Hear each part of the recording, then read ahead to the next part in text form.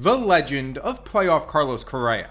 Let's talk about it. Carlos Correa is back in Houston. The Twins salary dumped him to his old team where he will be playing third base for a National squad looking to make noise in October, which is key because Carlos Correa is one of the greatest postseason performers ever, trash can or not. You see, while his first big playoff game of 4-hit, 2-homer day against the Royals in 2015 was forgotten because of his untimely error, in 2017, a super uncontroversial and definitely not polarizing playoff run, Correa showed the clutch gene, not only ripping a walk-off double in the American League Championship Series, but in Game 2 of that World Series, he went back-to-back with Altuve in the 11th to give the Astros the lead against Josh Fields, a pitcher the Astros actually traded to the Dodgers for a guy you may have heard of named Yordan. And also in the famous Game 5 of that series, he crushed a late inning go-ahead homer. But 2019 to 2021 were also ridiculous, even despite the fact that Houston didn't win at all. 2019 was everything. There was this unreal jump throw in the hole to nab Diaz in this crazy effort to get Lau at first in the ALDS. This clutch RBI double in Game 2 of the ALCS that was later followed by him fielding a ball for the deflection and cutting down the go-ahead run at the plate, in a game that later went into extras and ended when Carlos Correa crushed a walk-off homer.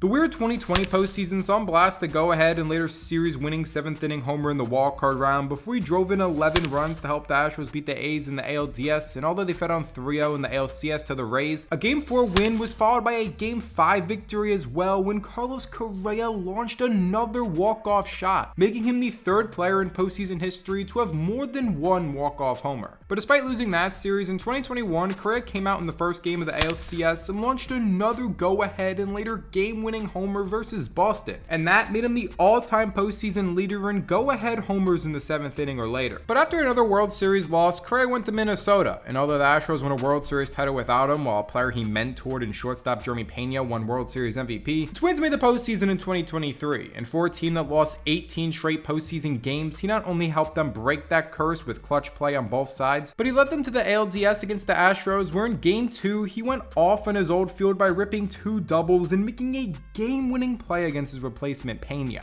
Although, of course, the Astros won the series anyway. But what does Correa returning to Houston even mean? Well, while his numbers have been pretty inconsistent recently, aided by health issues, considering the Twins are eating some of the money, 3 years for $70 million for a guy like Correa isn't horrific. And while the Astros are very good, it felt like they were missing that vocal veteran piece. So bringing back a legacy character like Correa, who's 17 RBI shy of the all-time postseason record, is such a sick narrative to keep an eye on. And I'm kinda scared, because this move has some aura.